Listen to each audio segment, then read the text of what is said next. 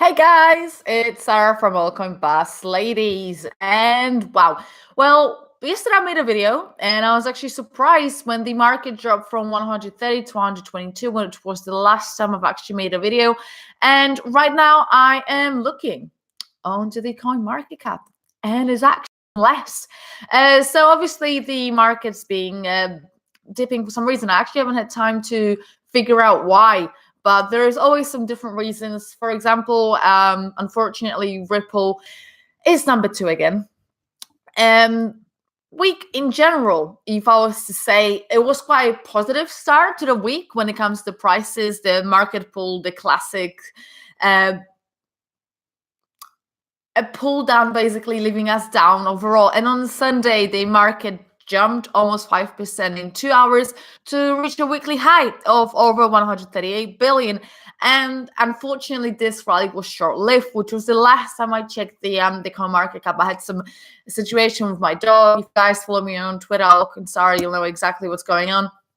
However, as the market fell to a weekly low of 112 now, and it hasn't really recovered, and it doesn't seem like there's been much recovery. And Bitcoin fell by a significant amount to the current price of 3,571. For some reason, CoinMarketCap is not loading up for me. But let's give it a minute. We know how CoinMarketCap works sometimes. It's really weird. I've had it prepped before video. Of course I did, but it's not working. Anyway, so let's get on with the news before it catches up. So the first,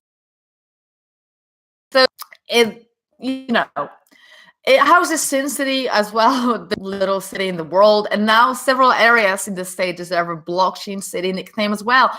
That could possibly be a bit of stretch out of me, but basically several Nevada counties have begun digitizing government certificates and storing them using blockchain technology.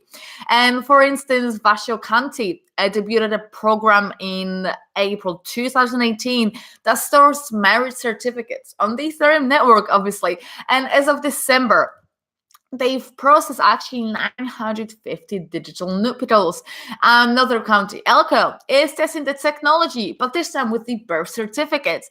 And Washoe County basically plans to move forward with the digitization of other government records. And one project in particular is focused on doing so as a means of disaster recovery when physical records get destroyed.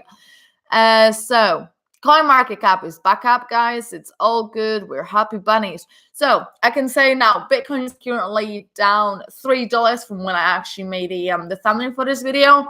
XRP is trading at 31 cents, and Ethereum is at 117. So it's interesting to see, especially with Ethereum hard fork coming up.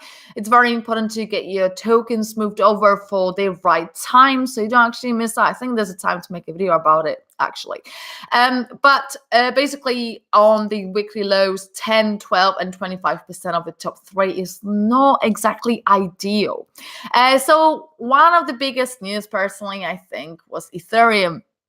And basically, Ethereum Classic, I should say. So Coinbase revealed that an apparent Ethereum Classic reorganization attack caused $500,000 in double spending.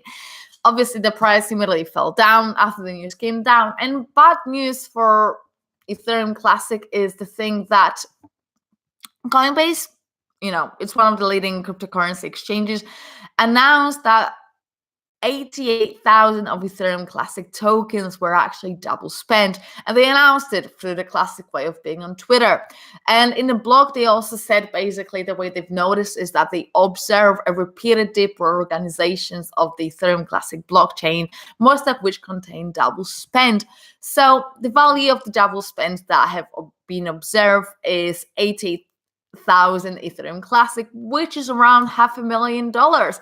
And until this moment, it's not really clear who was the target of the attackers, but Coinbase reassured its users that the exchange itself had not been the target of these attacks and that all customers' funds remain secure. Interestingly enough, according to the team behind Ethereum Classic, Coinbase decided to share the news publicly before contacting the Ethereum Classic team about the attack. And that was basically, I'm making this allegation from looking at the Ethereum Classic Twitter. And I always say, It's very important you guys follow the certain projects that you're invested in, because how else would you actually find out about the double spend attack? Do you guys still hodl actually Ethereum Classic? Have you been following what happens? Basically, other news I've got regarding Ethereum, well, Ethereum hard forks, is identification of possible scams. So there are two additional hard forks of Ethereum Nova and Ethereum Classic Vision, and have actually come under scrutiny after reports emerged that both are taking the private keys of users trying to redeem the additional coins. They even use the private keys to empty out the wallets of those seeking to participate in the airdrops. So Ethereum Classic Vision hard fork was meant to take place 2 days ago on the January 11th, whereas the Ethereum Nova hard fork was scheduled for yesterday, January the 12th. And there was several warning signs actually about it, but I think I should make actually a separate video about it. But basically, both Binance and OK Exchange had asked developers seeking to carry out an airdrop of the Ethereum blockchain to contact them directly. And based on the fact that neither of the two exchanges has provided additional information regarding additional Ethereum hard forks, it can be assumed that the ETN and ETCV, which are basically the tickers, airdrops are purely not to be trusted. So guys, always be careful about the airdrops and giveaways you actually participate in, and make sure you never, absolutely ever give your private keys to anyone under no circumstance. Guys, to whoever is watching the videos, thank you for watching it. Hit the like button, honestly means the world to me. If you've got any questions to me, obviously ask about, ideally not price predictions, because I don't really do them. I don't really like doing them. Not a spec in it, and basically ask me what you think and I'll try and answer the question. But the next one we're gonna go to, and actually is the last one, and actually I don't really want to talk about it, but well, here I am. So a little bit about Ripple, and basically the company behind XRP announced that it added 13 new financial institutions to the list of RippleNet users. And with that, Ripple now has over 200 global customers, with 8 of them using XRP. So basically what happened is they published an article on the company website to announce and celebrate the addition of new financial institutions that started using RippleNet. And basically RippleNet currently operates in 40 countries across 6 continents, and there's big companies behind it, which to me, they don't really mean anything, and I don't think it's anything but out of me. But an interesting question that I want to ask, of course, is how many out of the 30 new partners are going to use the RippleNet solution that involves the token, the XRP, and XRapid technology? And since the launch of XRapid, a liquidity solution for banks that uses Ripple XRP as a bridge currency, only 3 partners are using the new technology. And according to one of the articles that I'm looking at, all out of the 13 financial institutions, 5 are actually using XRP to source instant liquidity for the cross-border payments. They are EuroXim Bank, Centfran, JNFX, FTCS, and TransPayGo. And the total amount of Ripple clients that use XRapid and therefore also the token XRP will now be 8. As announced by Ripple in October after the Swell event, Mercury FX, Qualix, and Catalyst Corporate Federal Credit Union were already using the XRapid. And I'm basically talking about it not purely because I am a fan of Ripple, but I know that a lot of you guys actually like Ripple, and I actually feel like because you guys like it, I should probably mention it, as I'm not making the videos for myself, but for you guys. So this week's been rather an interesting week for crypto. Like I said, I haven't really been around much or listening to what exactly has been going on. I've just tried to see the top gainers of the week, but CoinMarketCap has been difficult for some reason, and it's giving me all the big coins right now. But what I want to ask you guys is, have you actually been taking new investments? Have you been participating in any recent? Where is it? Yes. There we go. Have you been participating in any new additional coins, in any ICOs? Is anything interesting on the radar?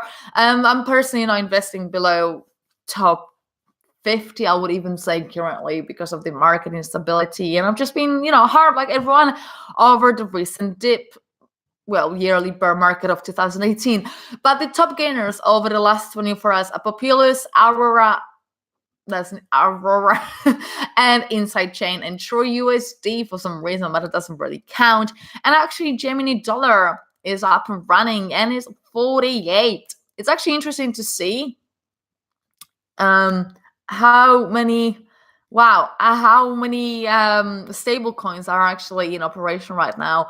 I think I'm gonna, after this video, I'm just gonna sit down and count how many stable coins are actually in top 100, because I think it's quite interesting. I mean, I never really understood the purpose of having that many, but it's just completely different conversation. So guys, if you've got any questions, there is someone saying I joined Discord for an upcoming coin. Ketos is going, well, that sounds a bit, I don't know why, but it reminds me. I don't want to be judgmental depending on the name, but sometimes that's what people do. It's the first impression you get. And ketosis reminds me of like some drugs, and I don't really, I'm not going to research it into much more perspective, unless there is something interesting about it. So guys, if you enjoyed this video, obviously hit the like button, subscribe to Altcoin Bus Ladies. There's loads of people who have actually stopped watching videos on crypto, and I can tell it by the amount of subscribers and views I get, which is unfortunately heartbreaking, because even though stuff is happening in my personal life, I still keep on creating the content. So it would mean the world to me if you guys could just subscribe and spread the word about Altcoin Bus Ladies and mention us in tweets and stuff. I obviously always spot it. I always try and hit the like button if I can, and the heart on Twitter and stuff. So remember to subscribe to Combust Ladies. Follow me on Twitter, Altcoin Sarah, where you can probably most get to me. Get a hold of me if you've got any questions or recommendations, or you just want to do whatever and talk to me about anything, as I always respond to messages when I've got time. So guys, enjoy the rest of the weekend, depending where in the world you are. In England, it's currently 7:15 p.m. So I'm going to go and do a couple of things I've got left, probably play with my dogs, because what a better way to spend a Sunday. Anyway, guys, have a good one, and I'll catch you all next week on our Crypto News weekly videos. Have a good one, guys. Bye-bye.